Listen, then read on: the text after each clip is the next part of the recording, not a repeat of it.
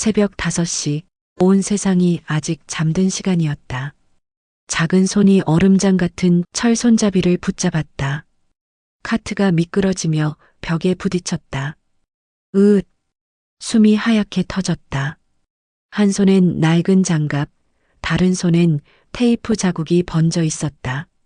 폐지를 묶던 실이 끊어지자 종이박스가 쏟아졌다. 그녀는 아무 말도 하지 않았다. 그저 조심스레 다시 묶었다. 새벽 공기 속에서 입김이 희미하게 흩어졌다. 저 아이 또 나왔네. 담배를 피우던 편의점 주인이 중얼거렸다. 이 추운 새벽에 혼자서. 그 말이 공중에 떠 있다가 사라졌다. 소연은 고개를 숙인 채 카트를 밀었다. 발끝이 젖은 눈밭을 긁었다. 길가 가로등 불빛이 눈 위로 떨어지며 깜빡였다. 그 빛에 반사되어 소연의 눈매가 잠깐 반짝였다. 그 모습을 멀리서 누군가 보고 있었다. 말없이 손에 들린 휴대폰으로 짧게 찍었다. 빛이 꺼졌다. 새벽의 정적만이 남았다. 그날 밤 영상 하나가 세상에 올라왔다. 이 새벽 폐지를 줍는 어린 소녀가 있습니다. 하지만 소연은 몰랐다. 그 영상이 얼마나 많은 사람의 마음을 흔들어 놓을지.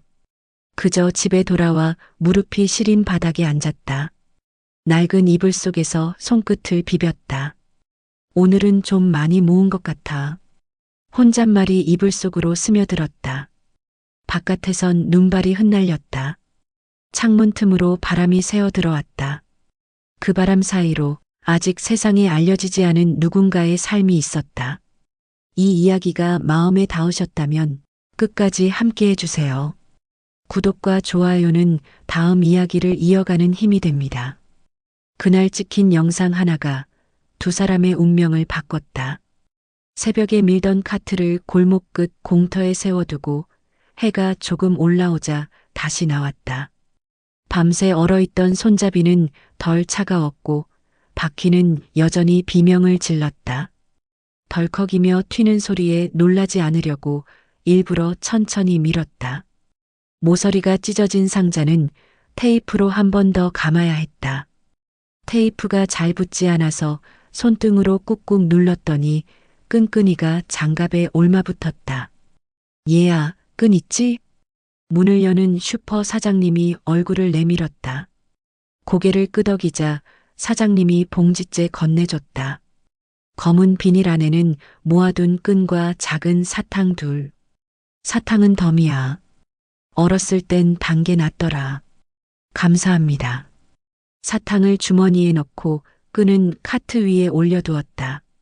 누군가 친절을 건네면 그만큼 몸이 가벼워지는 것 같았고 가벼워진 마음 때문에 오히려 속도를 줄이게 됐다.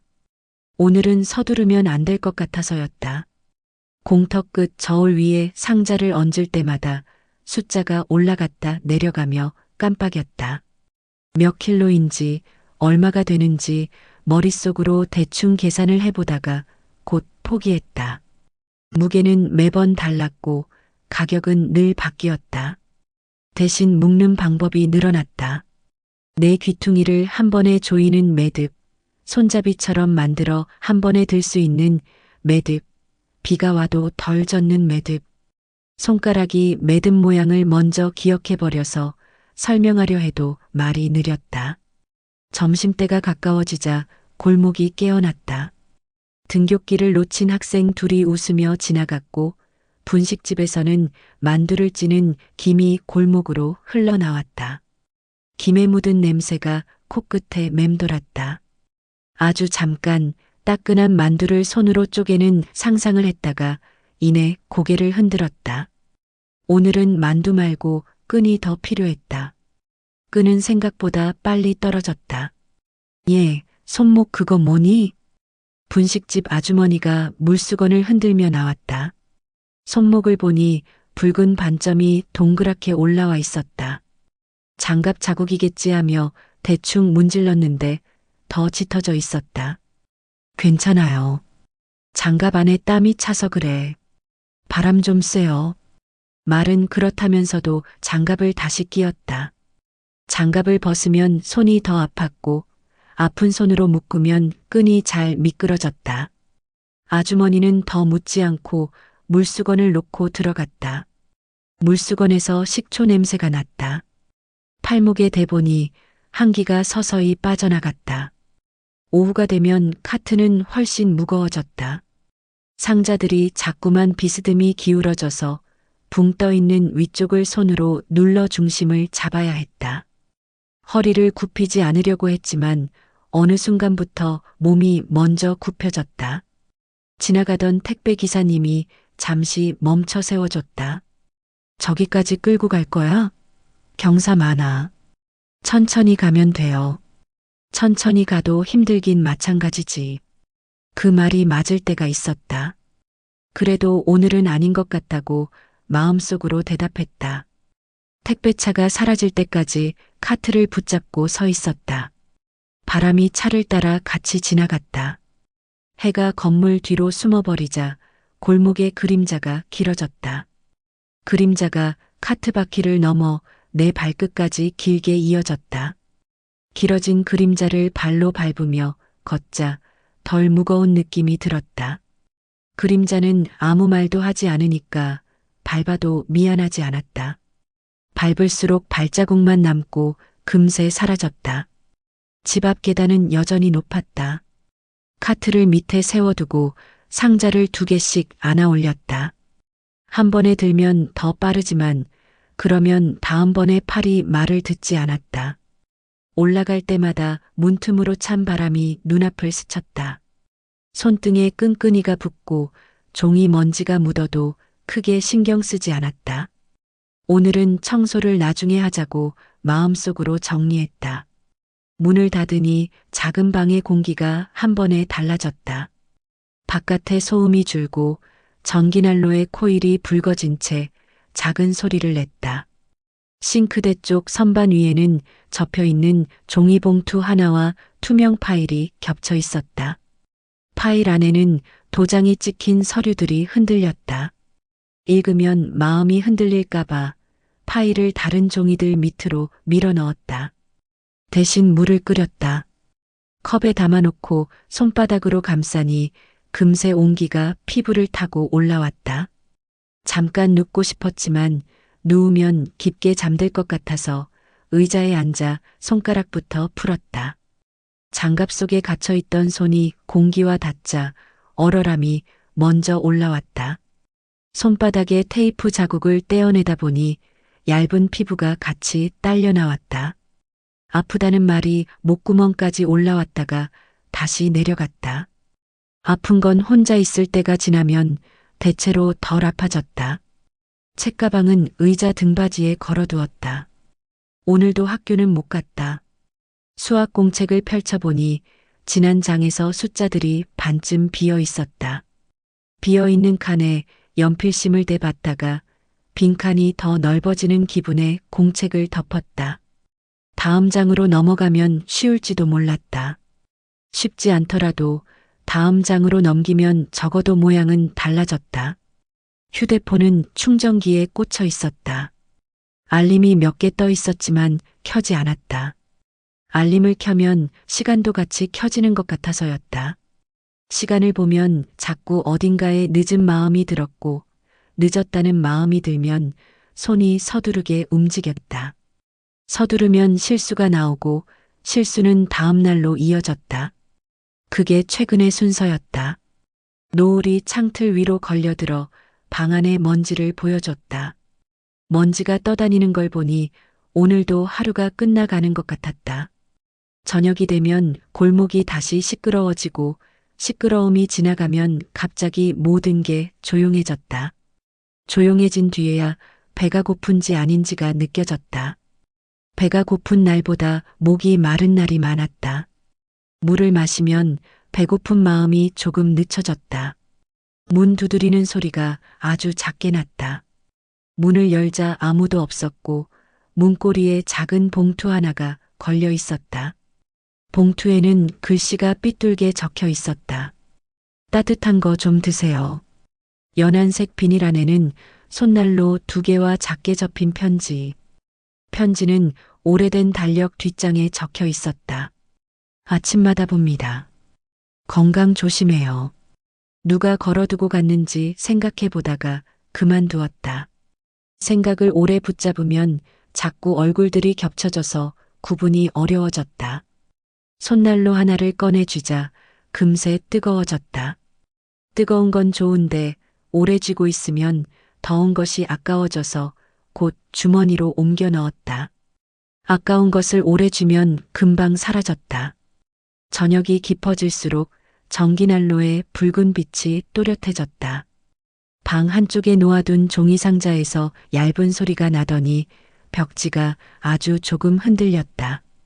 바람 때문이겠지 하며 고개를 돌렸는데 그때 휴대폰이 아주 잠깐 빛났다.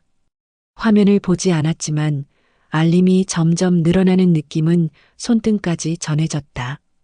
누가 무엇을 왜? 질문이 많아질수록 눈꺼풀이 무거워졌다. 밤이 깊어지면 내일의 일이 더 크게 보였다. 큰 걸 작게 만드는 일은 생각보다 오래 걸렸다. 그래서 오늘은 크게 보이는 것을 조금 작게 만들다가 멈추기로 했다. 컵에 남은 물을 마시고 창문을 한 번 더 닫고 장갑을 난로 옆에 걸어두었다. 장갑이 마르는 동안 손등의 붉은 반점이 점점 옅어졌다. 옅어진 자리에 하얀 얼룩이 남았다. 얼룩을 문지르지 않고 바라보는 연습을 했다. 불을 끄기 전에 가만히 서서 방을 한 바퀴 둘러봤다. 의자, 책가방, 접힌 공책, 얇은 담요, 문고리의 끈. 낮에는 무겁고 복잡하던 것들이 밤이 되면 제자리를 찾았다. 제자리를 찾은 뒤엔 내가 어디에 서 있는지도 함께 보였다. 내 자리도 생각보다 넓었다. 발끝을 조금만 움직여도 공기가 다른 모양으로 흘렀다. 불을 끄니 소리가 또렷해졌다. 멀리서 차가 지나가며 남긴 소음, 옆집의 TV 소리, 아래층에서 올라오는 조리도구 부딪히는 소리. 그 소리들이 방 안으로 들어오다가 문턱에서 가라앉았다. 이불을 끌어당기면서 휴대폰을 침대 옆에 놓았다. 화면이 다시 한번 켜졌다가 금세 꺼졌다. 켜지지 않은 화면에 내 얼굴이 흐릿하게 비쳤다. 눈이 반쯤 감겨 있었다. 오늘은 여기까지. 내일은 조금 더. 그렇게 중얼거리고 누우면 금방 잠이 들었다. 잠들기 직전에 문득 손난로 생각이 났다. 주머니 안에서 아직 뜨거울까? 내일 아침까지 조금은 남아있을까? 남아있는 것이 있다면 그걸로 첫 번째 상자를 묶어야지. 매듭을 2번, 아니 3번은 감아야겠다. 3번째 매듭은 항상 덜 풀렸다. 밖에서는 바람이 한 번 크게 불었다. 창틀이 살짝 떨렸다가 멈췄다. 그 사이로 아주 가느다란 소리가 한 번 더 들렸다. 어디선가 누군가 아주 작은 숨을 몰아쉬는 소리. 그 소리가 내 숨과 닮아 있었다. 닮았으니 낯설지 않았고 낯설지 않으니 무섭지 않았다. 눈을 감고 잠깐 더 들었다. 곧 조용해졌다. 다음 날 아침 문을 열자 골목이 달라져 있었다. 바람은 여전히 찼지만 공기가 어제보다 분주했다. 집 앞에 작은 상자가 놓여 있었다. 테이프로 단단히 감겨 있었고 위에는 낯선 글씨로 적힌 메모가 붙어 있었다. 힘내요. 응원합니다. 상자 안에는 장갑 1켤레와 초콜릿 2개, 그리고 낡은 모자 하나. 장갑은 새 것이었지만 약간 크고 모자는 오래돼 보였지만 따뜻했다. 손끝으로 털을 만져보니 오래전 누군가 썼던 체온이 남아 있었다. 누가 놓고 갔는지는 알 수 없었다. 골목 어귀를 둘러봐도 아무도 없었다. 대신 사람들이 나를 볼 때마다 아주 잠깐씩 시선을 멈췄다. 전에는 그냥 지나쳤던 시선들이 오늘은 머물렀다. 얘야, 뉴스 봤어? 슈퍼 사장님이 휴대폰을 흔들었다. 화면 속엔 내가 있었다. 새벽의 골목, 카트를 끄는 모습, 장갑을 끼고 상자를 묶는 손. 이거 너 맞지? 숨이 멎는 기분이었다. 고개를 끄덕이자 사장님이 말했다. 누가 올렸더라. 젊은 남자 같던데. 댓글이 1000개 넘었어. 댓글. 그 단어가 낯설게 들렸다. 사장님은 잘됐지 뭐하며 웃었지만 나는 웃을 수가 없었다. 그 영상을 본다는 건 누군가 내 하루를 보고 있다는 뜻이었다. 아무도 보지 않는 게 익숙했는데 이젠 어디서든 누군가 보고 있을지도 모른다는 생각이 들었다. 길을 나섰다. 평소처럼 카트를 밀었지만 느낌이 달랐다. 모서리마다 카메라가 있는 것처럼 신경이 곤두섰다. 쓰레기 더미 앞에서도 종이 상자를 들어 올릴 때에도 고개가 자꾸 돌아갔다. 점심 무렵 한 여자가 다가왔다.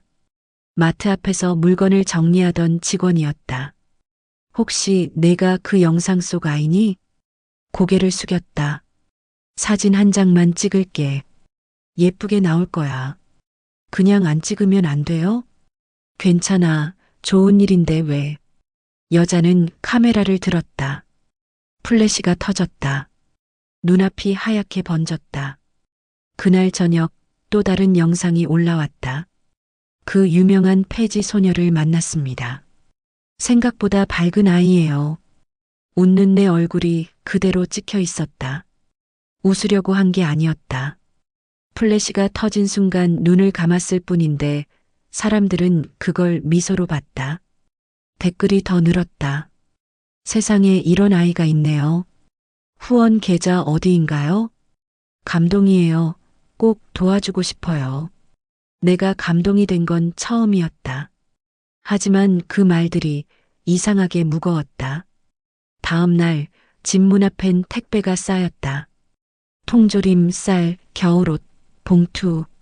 봉투엔 작은 마음이에요 라는 문장이 적혀 있었다. 감사하다는 말을 해야 할 것 같았지만 누구에게 해야 할지 몰랐다. 골목마다 낯선 얼굴들이 늘었다. 카메라를 든 사람, 인터뷰를 시도하는 사람, 봉투를 건네는 사람. 하루가 갑자기 시끄러워졌다. 그때 분식집 아주머니가 내 손을 잡았다. 사람들 말 신경 쓰지 마. 넌 잘하고 있어.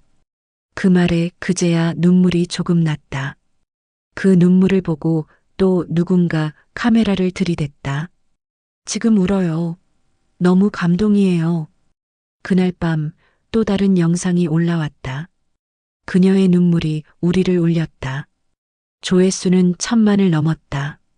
댓글에는 수천 개의 하트와 응원 이모티콘이 달렸다.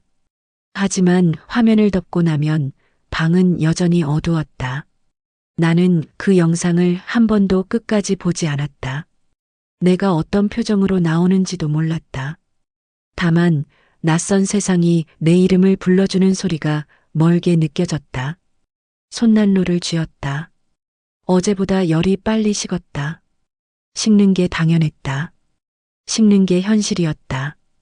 힘내요. 메시지 하나가 더 왔다. 힘내라는 말은 늘 고마웠지만 힘내는 법은 여전히 몰랐다. 창문 너머로 어두운 골목이 보였다. 가로등 불빛이 깜빡이며 골목을 비췄다. 오늘도 새벽이 올 거였다. 새벽이 오면 다시 나가야 했다. 아무리 세상이 시끄러워도 상자는 내 손으로 묶어야 했다. 묶는 매듭은 아직도 내가 제일 잘 아는 일이었다. 그리고 그때 휴대폰 화면이 켜졌다. 새로운 메시지 하나. 보낸 사람 모르는 번호. 그 영상 내가 올렸어요. 미안해요. 하지만 그 덕분에 세상이 당신을 봤어요. 문장을 읽는 동안 손끝이 떨렸다. 누군지 몰랐다. 하지만 처음으로 그 세상이 진짜 존재하는 것 같았다. 문을 열자 공기가 달랐다. 햇빛이 들지 않는 방 안은 겨울 냄새가 났다. 기름 냄비에서 식은 냄새, 오래된 약 냄새, 눅눅한 먼지 냄새가 섞여 있었다. 문턱에 걸린 이불 끝을 살짝 넘기자 방 안쪽에서 낮은 숨소리가 들렸다. 왔니? 할아버지의 목소리였다. 짧고 마른 숨 사이로 끊어지는 기침이 섞였다. 벽 쪽 난로는 꺼져 있었고 다리엔 붕대가 감겨 있었다. 오늘은 좀 덜 추워요. 그렇냐? 그래도 손은 시리지? 괜찮아요.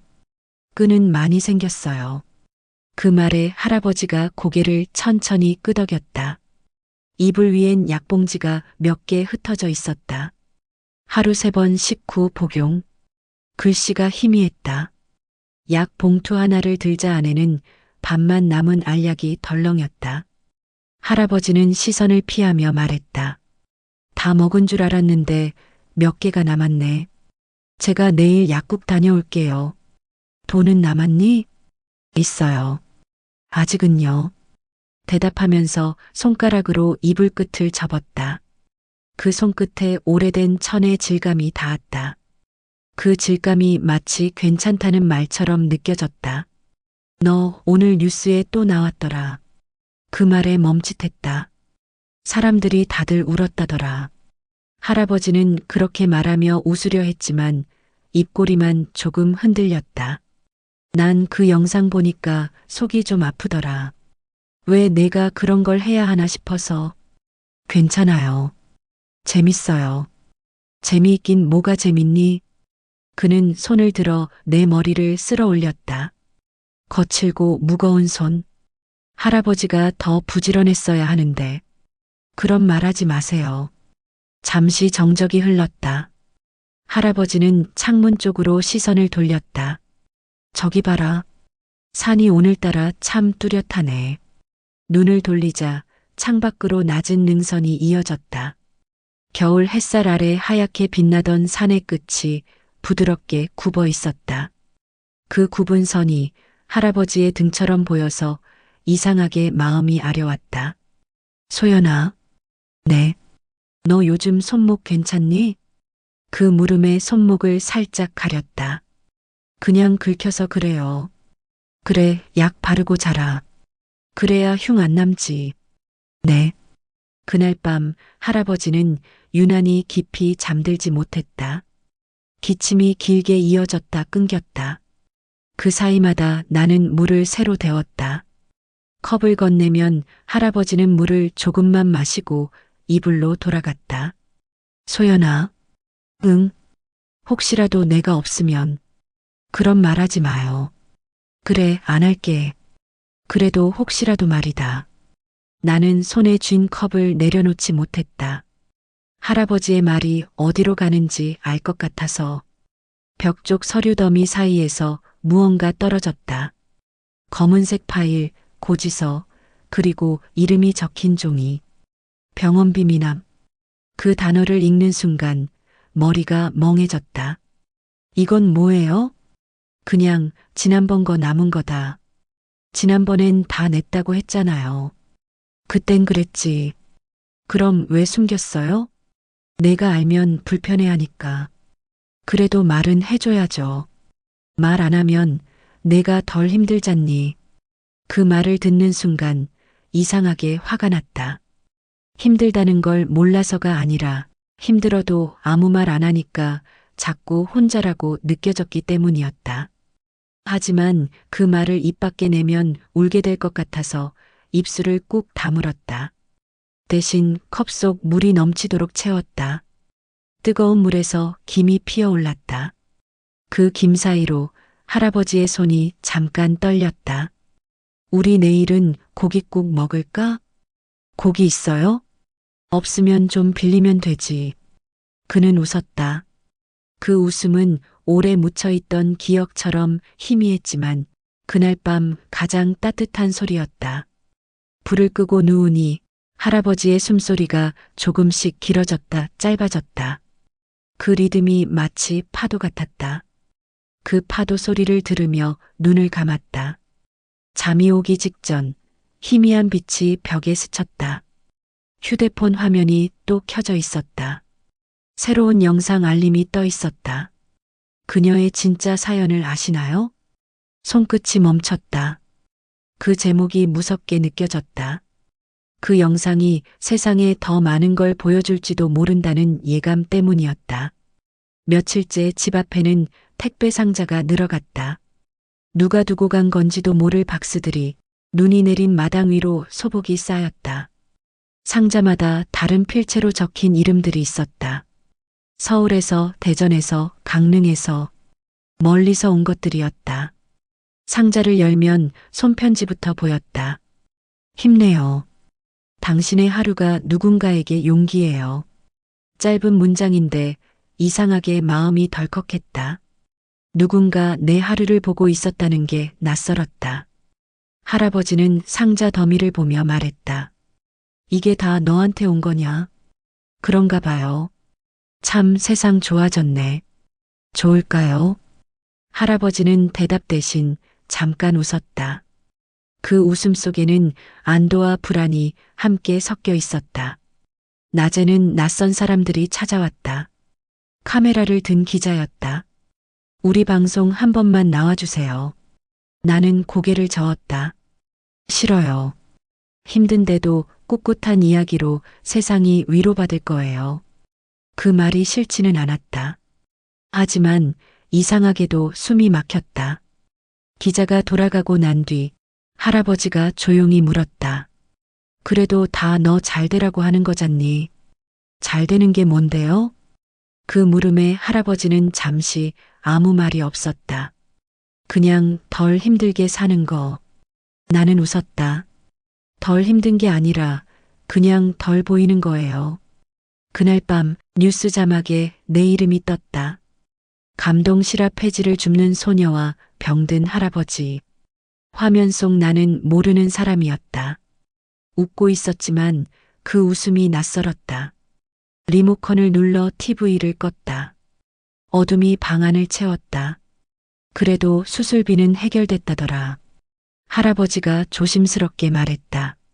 누가요? 영상 본 병원장님이 직접 연락하셨대.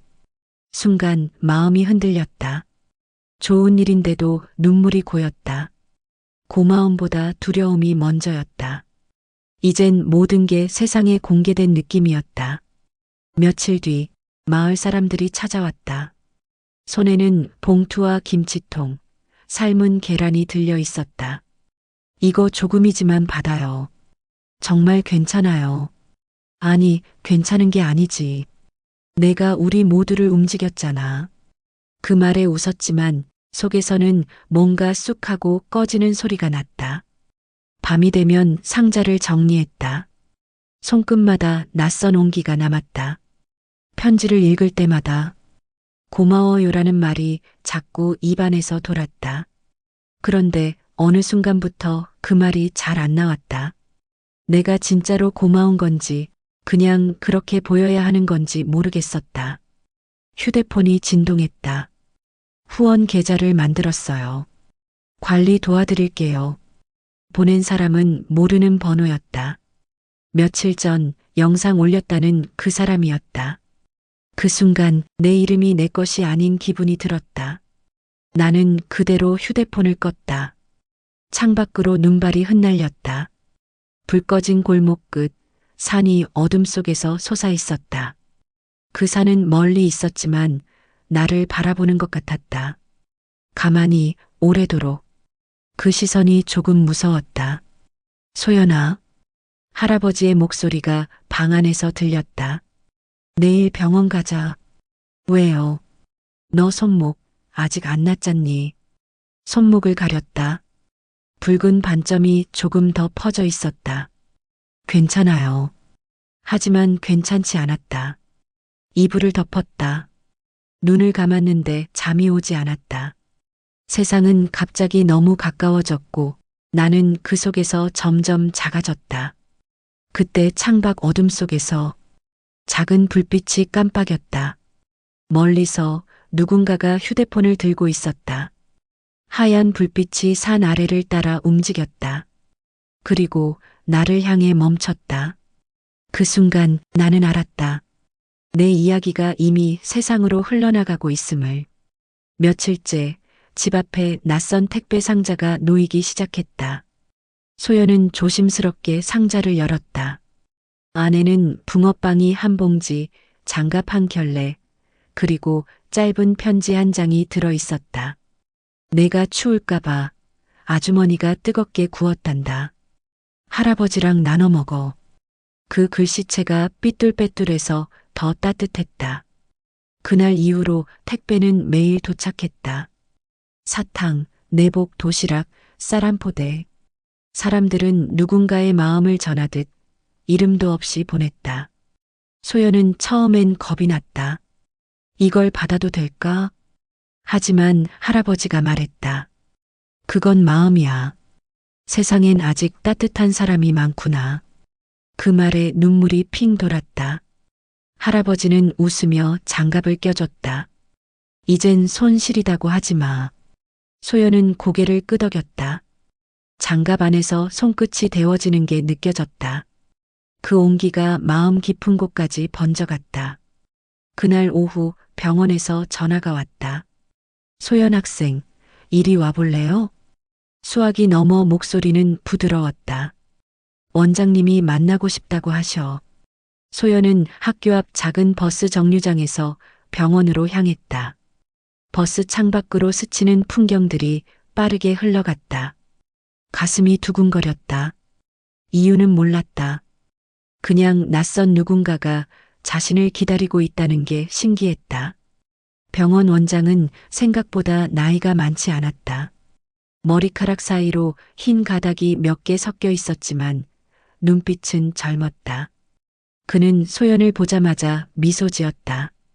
소연이 맞지? 네.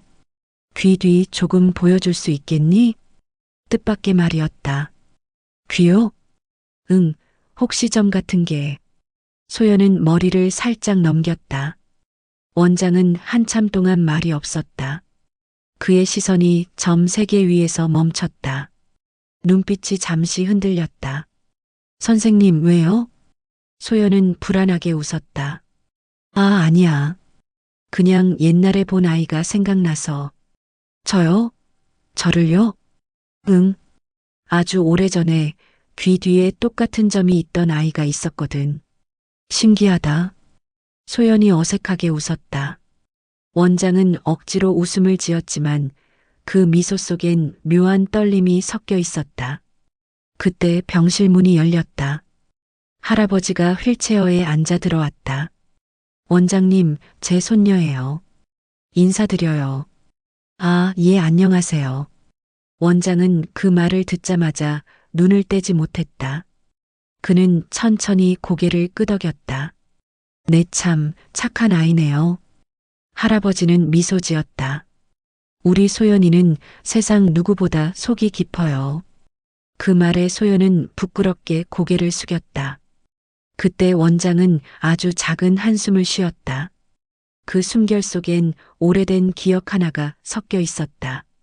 잠시 뒤 할아버지와 원장은 병실 밖 벤치에 마주 앉았다. 소연이 혹시 입양된 아인지요? 원장의 조심스러운 질문에 할아버지는 놀란 눈으로 고개를 들었다. 그걸 어떻게 해? 귀 뒤점 3개가 제 아이와 같아서요. 그 아이를 잃어버린 지 13년이 됐습니다. 할아버지의 눈빛이 흔들렸다. 바람이 병원 복도를 스쳤다. 아이의 웃음소리가 멀리서 들려왔다. 그 웃음이 어쩐지 두 사람의 가슴을 동시에 울렸다. 그럼 아직 확신은 없습니다. 하지만 마음이 그래요. 그 아이가 이 아이일지도 모르겠다는 생각이. 할아버지는 한참을 말없이 앉아 있었다. 그의 손이 떨렸다. 그 아이가 행복하다면 전 그걸로 충분합니다. 그 말에 원장은 고개를 숙였다. 좋은 할아버지를 만나서 자랐군요. 창밖엔 해가 기울고 있었다. 병실 안에서는 소연이 김밥을 싸고 있었다.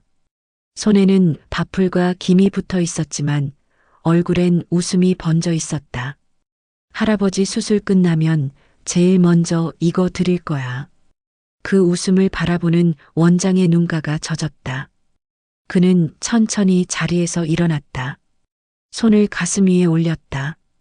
그리고 아주 낮게 혼잣말처럼 중얼거렸다. 혹시라도 너라면 좋겠다. 그날 저녁 병원 문 앞에는 또다시 누군가의 택배가 도착해 있었다. 봉투 안에는 편지 한 장과 함께 짧은 문구가 적혀 있었다. 작은 선행이 세상을 바꿉니다. 당신의 하루가 누군가의 희망이 되었어요. 소연은 그 편지를 꼭 쥐었다. 그 손끝에 사람들의 온기가 전해졌다. 그 온기가 천천히 흘러 창문 너머 어둠 속에서 반짝이는 별빛으로 번졌다. 할아버지의 수술은 무사히 끝났다. 수술실 문이 열리자 소연은 달려갔다. 할아버지, 창백한 얼굴이었지만 미소가 있었다. 괜찮으시죠? 응 덕분에 살았다. 그 말 한마디에 눈물이 왈칵 쏟아졌다. 손을 잡았다. 그 손에는 여전히 굳은 살이 박여 있었다. 그 굳은 살 하나하나가 살아온 세월의 기록처럼 느껴졌다. 병실로 옮겨진 뒤에도 원장은 자주 들렀다. 소연에게는 따뜻했고 할아버지에게는 묘하게 조심스러웠다. 오늘은 좀 어떠세요? 통증은 덜하네. 근데 원장님, 자꾸 우리 손녀를 그렇게 보시네요. 할아버지의 말에 원장은 잠시 멈칫했다. 아, 예, 그게 죄송합니다. 그냥 어디서 본 듯해서요. 그 말 이후 두 사람 사이에는 잠깐의 침묵이 흘렀다. 그 침묵은 어색하지 않았지만 묘한 무게를 가지고 있었다. 며칠 후 원장은 조심스럽게 할아버지를 다시 불렀다. 제가 한 가지 제안을 드려도 될까요? 예. 확인 차원에서 DNA 검사를 해보면 어떨까 해서요. DNA요? 할아버지의 눈빛이 흔들렸다. 굳이 그럴 필요가 있을까요? 저 아이는 이미 제 손녀나 다름없어요. 그 말에는 단호함과 애정이 동시에 실려 있었다. 원장은 고개를 숙였다. 압니다. 하지만 제 마음이 도저히 그냥 두질 못해서요. 잠시 후 두 사람은 함께 복도를 걸었다. 창문 너머로 저녁 노을이 병원 벽에 비쳐 있었다. 붉은 빛 속에서 두 사람의 그림자가 겹쳤다. 그날 밤 원장은 조용히 봉투 하나를 꺼냈다. 그 안에는 작은 면봉 하나와 기록지 한 장이 있었다. 봉투를 바라보던 원장의 눈가가 붉어졌다. 만약 아니라면 다행이지. 그는 혼잣말처럼 중얼거렸다. 다음 날 아침 할아버지는 병원 복도에서 소연을 기다렸다. 소연은 도시락을 들고 뛰어왔다. 할아버지, 김밥 또 만들었어요. 이번엔 안 터졌어요. 웃는 얼굴에 밥풀이 붙어 있었다. 그 모습을 보자 할아버지는 가슴이 먹먹해졌다. 그래, 우리 소연이 솜씨가 점점 늘었네. 내일 퇴원하신대요. 그러면 다시 폐지 안 하셔도 돼요. 그래, 이제는 너도 좀 쉬자. 그 순간 복도 끝에서 원장이 다가왔다. 손에 봉투를 들고 있었다.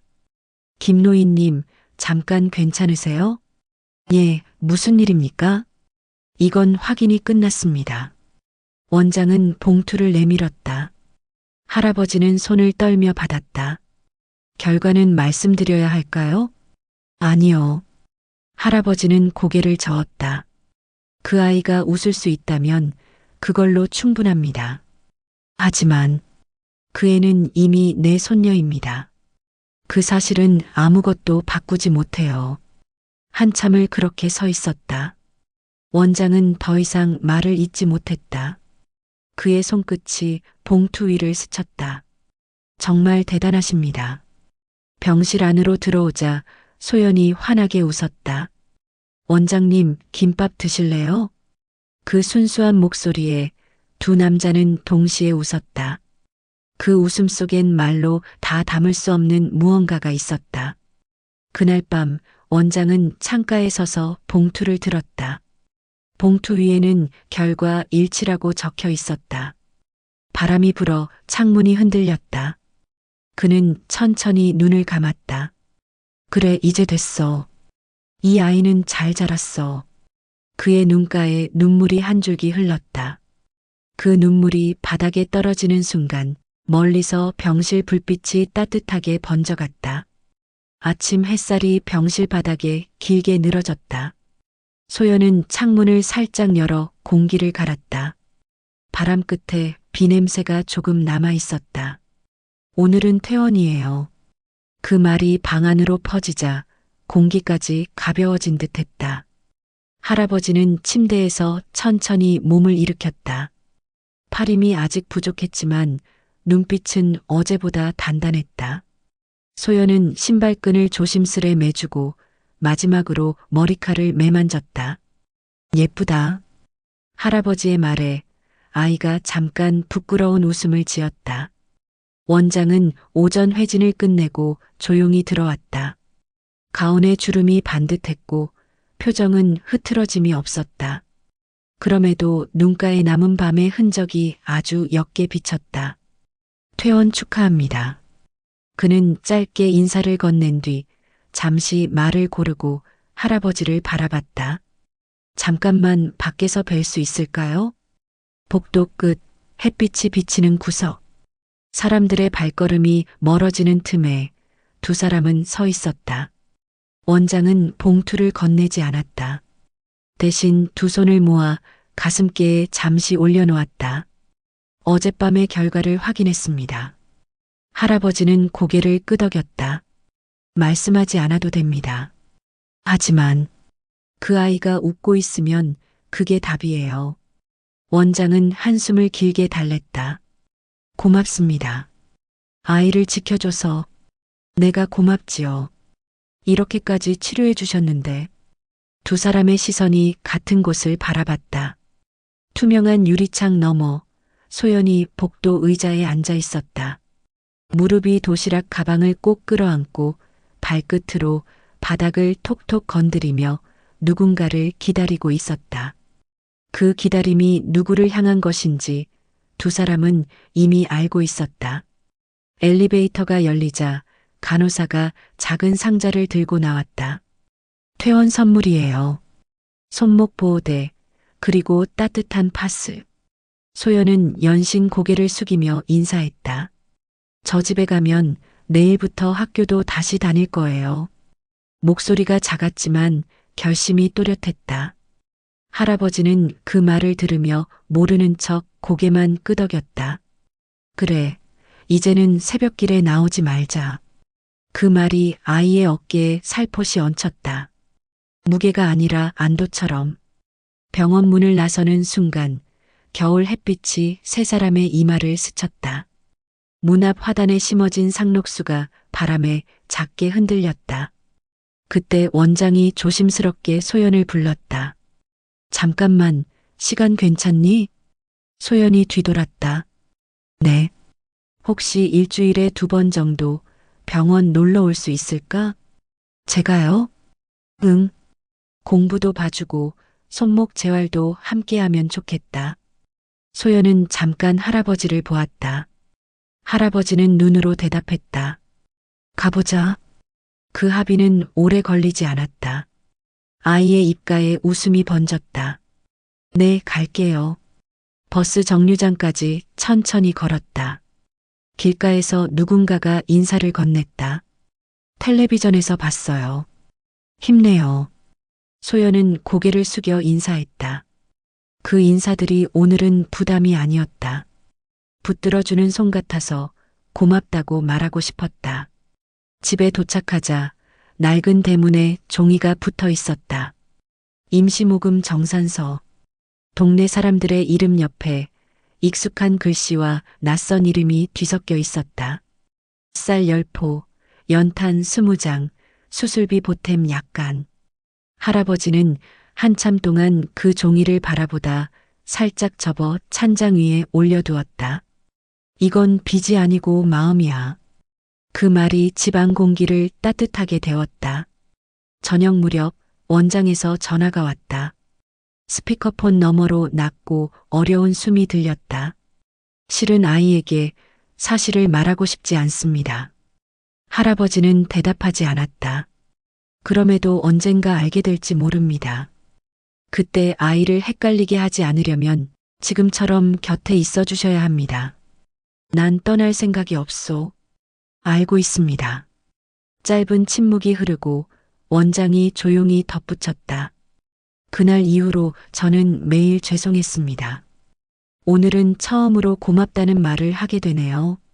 전화를 끊고 난 뒤 할아버지는 방 한가운데 앉아 오래된 상자를 꺼냈다. 사진 몇 장, 공책 한 권, 그리고 접힌 종이. 종이 위에는 동그란 글씨로 세 글자가 적혀 있었다. 처음 만난 날. 그 아래 낡은 필체. 울지 말고 먹여라. 추우면 안아서 재워라. 짧은 문장이었지만 그 문장들이 지금까지의 세월을 떠받쳐 왔다. 할아버지는 종이를 다시 접어 상자에 넣었다. 덮개를 닫는 손끝이 한번 떨리고 곧 안정되었다. 밤이 깊어지자 동네 골목에 가로등 불이 하나둘 켜졌다. 소연은 방에서 공책을 펼쳤다. 첫 장에 크게 날짜를 쓰고 그 아래에 한 줄을 적었다. 내일은 학교 간다. 그 문장이 마치 새 신발 같았다. 발에 아직 익지 않았지만 곧 길이 들터였다. 문득 마당 구석에 세워둔 카트가 눈에 들어왔다.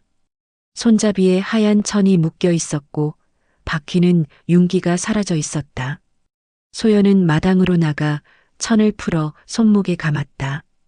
이건 내 손에 남은 길의 무늬. 아이는 조용히 카트를 밀어 벽 쪽으로 옮겼다. 집을 등지고 나가던 밤들과 달리 오늘의 카트는 아무것도 씻지 않았다. 빈 카트는 소리를 내지 않았다. 고요가 마당 바닥에 스며들었다. 그때 대문 밖에서 인기척이 났다. 원장이 서 있었다. 늦게 와서 미안합니다.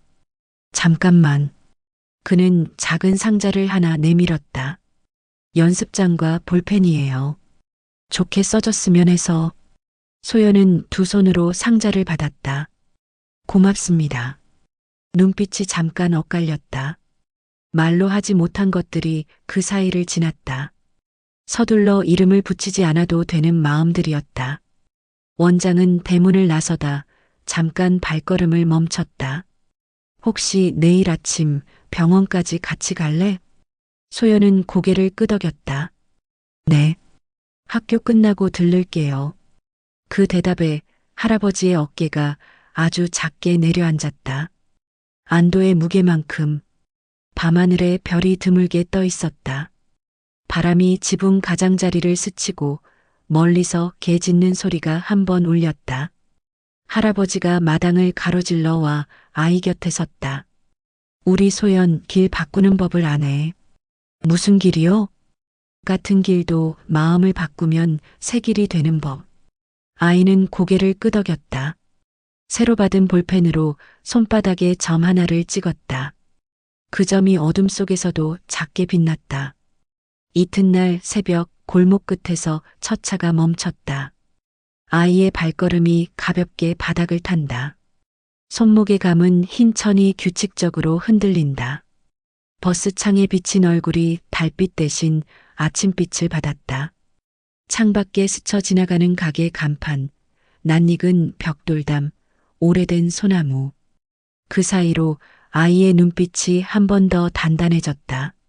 학교 종이 울리고 점심시간이 지나고 해가 넘어갈 무렵 병원 현관 앞에 두 어른이 서 있었다. 한 사람은 어제보다 표정이 안정된 노인, 다른 한 사람은 오랫동안 잃어버렸던 질문을 떠나보내려는 의사. 소연이 달려오자 두 사람의 그림자가 한 곳에 겹쳐졌다. 세 사람 사이에 말이 필요하지 않은 시간이 잠깐 흐르고 그 침묵이 셋을 같은 방향으로 데려갔다. 문이 열리고 복도의 불빛이 세 사람의 발끝부터 차례로 밝아졌다. 오늘의 발걸음은 느리지도 성급하지도 않았다. 각자의 속도로 같은 길을 걷는 세 식구의 호흡이었다. 그날 밤 소연은 공책 두 번째 장을 열어 한 줄을 더 적었다. 이제는 주울 게 아니라 심을 거야. 문장을 닫는 순간 마음속 어둠이 조금 물러났다. 멀리서 가로등 불빛이 창틀에 앉아 방 안의 공책을 더 환하게 비췄다. 며칠 뒤 봄비가 내렸다. 아직 차가운 공기 속에서도 벚꽃이 피기 시작했다. 소연은 학교를 마치고 병원으로 향했다. 손엔 도시락과 공책 한 권이 들려 있었다. 복도 끝 의자에는 원장이 앉아 있었다. 그는 환한 미소로 아이를 맞았다. 오늘은 뭘 배워볼까? 사람의 마음이요. 소연의 대답에 원장은 잠시 말을 잃고 웃었다. 그건 평생 공부해도 어렵지. 창문 밖에서 빗방울이 유리창을 두드렸다. 그 소리를 들으며 원장은 문득 말했다. 소연아, 내가 살아온 길은 쉽지 않았을 거야. 그런데도 이렇게 웃는 거, 그게 진짜 용기란다. 소연은 고개를 끄덕였다. 할아버지가 그랬어요. 불행한 일보다 다시 웃는 일이 더 어렵다고. 그 순간 병실 문이 열렸다. 할아버지가 천천히 걸어 들어왔다. 이 늙은이도 공부 좀 하러 왔네. 그 말에 병실 안이 웃음으로 가득 찼다. 창밖의 빗소리까지 함께 웃는 듯했다. 오후가 깊어가며 세 사람의 그림자가 병실 벽에 겹쳤다. 누가 가족이고 누가 남인지는 이제 중요하지 않았다. 그들은 서로의 삶 속에 머물러준 사람들이었다. 해가 질 무렵 소연은 창문을 열었다. 공기가 달콤하게 느껴졌다. 할아버지, 봄 냄새가 나요. 그래, 이제 겨울은 다 갔지. 우리 내일 산책 가요. 그 약속은 오래된 노래처럼 따뜻하게 병실에 번졌다. 그날 밤 소연은 일기장에 마지막 줄을 썼다. 우리가 심은 건 희망이었다. 창밖 가로등 불빛이 방 안을 비췄다. 그 빛이 종이 위에 부드럽게 내려앉았다. 그리고 아주 작게 아이의 목소리가 흘렀다. 이 이야기가 마음에 닿으셨다면 끝까지 함께 해주세요. 구독과 좋아요는 다음 희망의 씨앗이 됩니다.